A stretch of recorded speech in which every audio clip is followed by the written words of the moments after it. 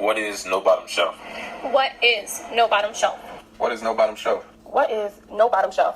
What is no bottom shelf? What is no bottom shelf? What is no bottom shelf? What is no bottom shelf? What is no bottom shelf? What is it? What's going on, good people? I would like to say hello and welcome to another episode of the No BS Podcast. I'm your host, Mr. Jordan Pierce, aka Mr. No Bottom Shelf himself.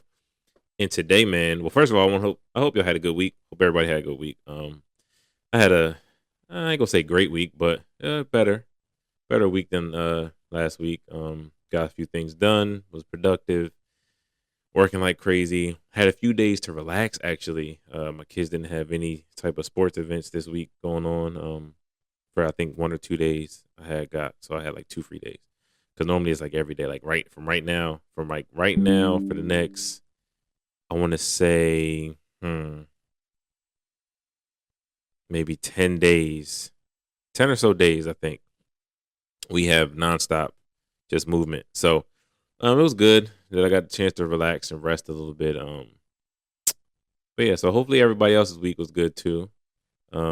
This episode is pretty much just going to continue from like last week's. I'm on this journey of identity and, journey of like writing this book. Like I said, fine tuning things now. It's pretty much done. And I just kind of want to talk about each little thing. So like this month we're focusing on, like I said, identity and self-awareness, and that's what the book's mostly about. So like the first chapter is basically like how do you identify who you are and stuff. So like just finding yourself. So last week I kind of gave you a little bit about what's to be expected throughout these next couple weeks. And then, like I said, today I just want to talk about weaknesses, man. Because it's all about strengths and weaknesses. That's kind of the easiest way to figure out who you are in your identity. Easiest way to start, I guess you could say, with finding yourself, finding out who you are and your likes, dislikes, stuff like that. But strengths and weaknesses are something that's key, because I believe everybody's purpose is tied to strengths and weaknesses, right? Because if, like for me, for example, my weaknesses, we're going to get into it. My weaknesses, well, one of my main weaknesses is I'm not good with my hands. I'm not a handyman at all. Like for whatever reason, that's just a gift that God didn't give me, right? I didn't always know this. I just thought that, okay, maybe just because I don't really like working with my hands, maybe I thought that because as a kid, like I didn't really want to do like no hard labor. Like I had to, not gonna say hard labor, but I grew up in South Jersey. So like it's a lot of cutting the grass. It's a lot of chopping down trees, like helping out or splitting wood for the wood stove in the winter. It's a lot of stuff like that. So like I had to do manual labor growing up as a kid, right? And I didn't like to. And then when I got my first car, my stepdad had told me how to like rotate the tires, change the brakes. Well, kind of sort of change the brakes. We'll get into that. But rotate tires and do a tune up on the car, do an oil change, stuff like that. Because he was like, all right, you have a car, you should be able to take care of it. So, all right, cool. I didn't like doing it, but he taught me how to do it, learn how to do it. It would take me forever, but I would get it done, right? So I found out later on in life that one of my weaknesses, like handyman stuff, anything to do with my hands. And it wasn't until I was, let me see, my 20, I want to say 20, like 3-ish. Well, no. Let's take it back. When I was in college. So the first time that I realized like doing stuff with my hands I wasn't the greatest at was I was in college, I had a car, and this is nothing but God, the grace of God for real. So I went to school in West Virginia University. So at West Virginia University, like from Jersey to West Virginia, it's a whole bunch of hills. Like in West Virginia, it's a whole bunch of mountains, hills, all that stuff. So it's a bunch of them, like on the way to and from, right? So I had a stick shift, so that was cool. I think that's what helped me. And I had a little, what was it, 92? It was either 1994 or 1992. I think it was a 92. 1992 Saturn SE2 Coupe. That's what I had, right? I used to love that car, I'm not gonna lie. But anyway, so I had this car, and my brakes started squeaking when I was in college. But I wanted to come home for the holidays. It was like November-ish or something like that. I wanted to come home. I was like, yo, I got to change my brakes. So I'm living in college. I got this apartment. And I think I forget where I went to change my brakes, but I found like obviously it's a whole bunch of mountains and hills. So you got to kind of find somewhere to be flat land. I ain't have no money. I'm a college kid. So I'm like, all right, I'm going to go change my brakes. Like, I remember my stepdad kind of taught me how to do it, whatever. So then I went and I just kind of, I think at the time, I think I might have watched a YouTube video or something like that to like get a refresher. You know what I mean? And my girl was out there. Now she's good with her hands. Like but at the same time we're kids at this time, right? So she's not about like my man is handling this, right? I mean, and she's my fiance at this moment. We've been together for that long. Anyway, so she's there and she's good with her hands. So but she's like kind of like walking me through it too, like because she kind of knows a little something. She's calling her dad. Her dad's a handyman. I'm talking to my stepdad. Like we getting information. Like all right, cool, and we watching this video. So whatever, I'm down there doing stuff, whatever. It takes me forever to change these brakes. And I don't remember if they were the front ones, the back ones. I don't remember that. But anyway, I got the brakes on. Bought the brakes, bought all the stuff I needed, put the brakes on, got the brakes on. I drove all the way from West Virginia. It's about a 5-hour drive-ish, something like that. We're doing like 4.5, something like that. So I drive all the way from I get the brakes done. I drive all the way from West Virginia to New Jersey. All the way, all the mountains, all the hills, the valleys, all that. I drive all the way from West Virginia to New Jersey. I get to Jersey, whatever. I drop my girl off at her parents' house. I go home. I drive around, see some people. I want to say like maybe 2 days later, a day or two later, I'm driving to my uncle's house. Like my grandpa's house, whatever like that. I think that's where I was going. More than likely, that's where I was going.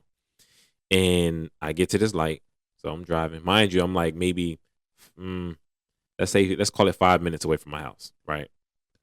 I'm driving, get to the stoplight, boom, I stop. Next, you know, I put the car in neutral. I'm chilling, got brakes on. I put the car in first gear, and I go, and when I press the gas, like. Obviously, the clutch friction and stuff like that. But I've been driving stick shift. That was my first car. That's how I learned how to drive. So I know what I'm doing. It's not like, oh, I ain't know what I'm doing. I'm about to stall out. No. I get it. And next thing you know, when I go, the car, it's like I'm hitting a wall. And it rocks back. It's just like, as soon as I hit the gas, it's like like the tires do like a half a rotation. And then I hit a wall. And then I bounce back. So I'm like, dang, something's wrong with my car. So I call my stepdad. He's out of town at the moment. I call my girl because I'm like, all right, can you have your dad come over here? So they come. He looks at stuff, but it was getting dark. He's like, all right, I'm gonna have to check it out later, yada yada. He's like, I'm not sure what it is. Could be transmission, could be this and the third, because it will let me go in reverse. I can go in reverse all day long. Now, I was like, I put it in reverse. I can go in reverse, but it won't let me go forward. Try to go forward, it just gives me that rock thing. So whatever. Get the car towed to my house.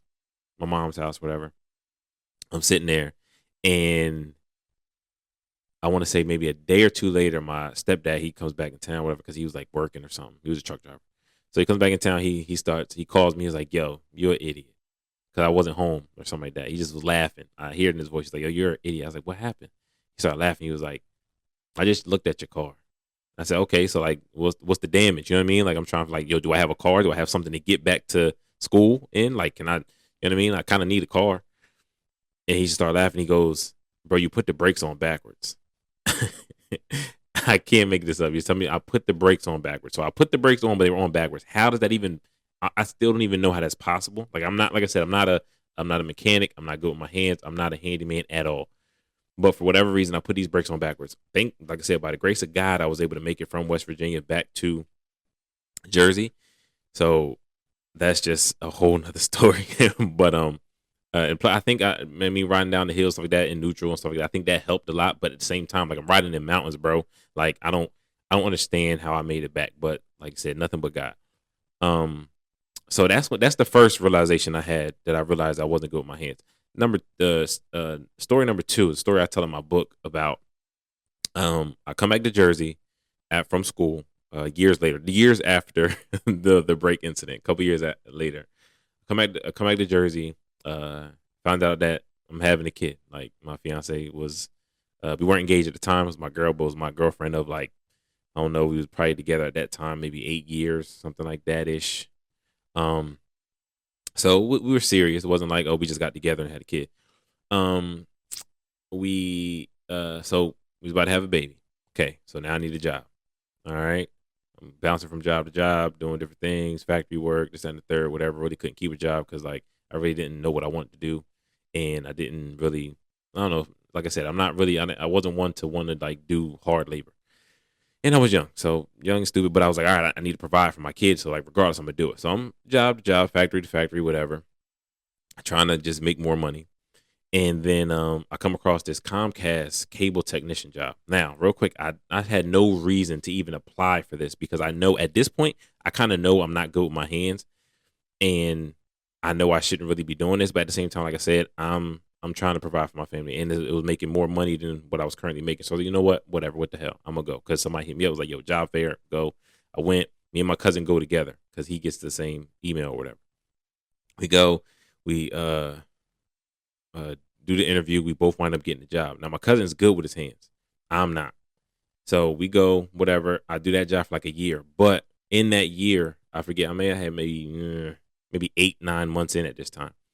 And I go to his house and you know what I mean? I can run some cable. Like I learned how to do that and stuff like that and look for different things to help me run cable and drill holes and all that stuff, right? I was taught.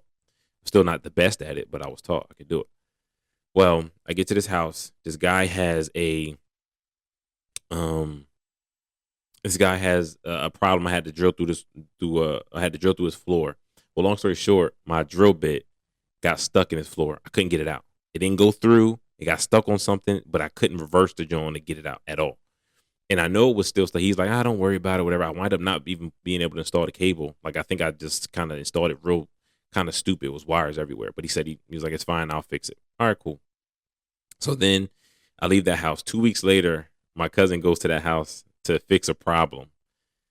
And he was like, yo, and I tell him about the story. So he was like, yo, your drill bit's still in this floor. Like, I'm looking at it right now. It sends me a picture of my drill bit still in this floor 2 weeks later. So I'm doing more harm than good at this point because I'm trying to do stuff that I'm not supposed to do. So moral of the story is I'm not good with my hands. That's my weakness. The things that I do, I mean, you should find what your weaknesses are too and stay away from them. So like the things I know, since I know that I'm not good with my hands, I stay away from those things at all times.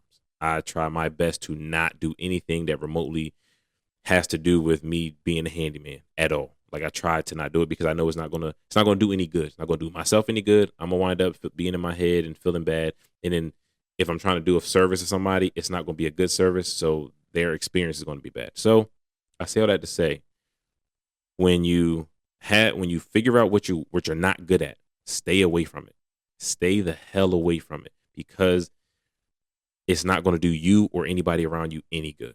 So once you identify your weaknesses, and then the ways to identify your weaknesses, you know what you're not good at. But if you don't, ask people around you. Ask your parents, grandparents, aunts, uncles, brothers, sisters, cousins, people that you talk to every day, people you work with. Well, hey, what am I good at? What am I not good at? What should I stay away from? They'll tell you. And then don't get all mad when they start telling you about yourself, saying that you're not good at this, that, and the third. You ask them. Like it's not them just hating on you. Like you legitly ask them. So just stay away from them. Stay away from your weaknesses. Identify them. Stay away from them. Just be cognizant of little things and just say no. Like even if you're trying to do the right thing, just say no. If it's not in your wheelhouse, just don't do it. Trust me, you'll save yourself way more time. But yeah. So that's my story for today. Thank you for joining me this week on this episode. Just kind of wanted to share that story and talk about my weaknesses and talk about why I stay away from them and how I stay away from them, and the ways to identify them. So remember, identify your weaknesses, stay the hell away from them. And next week, we're gonna talk about strengths, man. We're gonna talk about strengths and how to identify those. And same thing, I got some stories for y'all. So thank y'all for listening. I hope to see y'all next week. Stay blessed, stay authentic. Peace.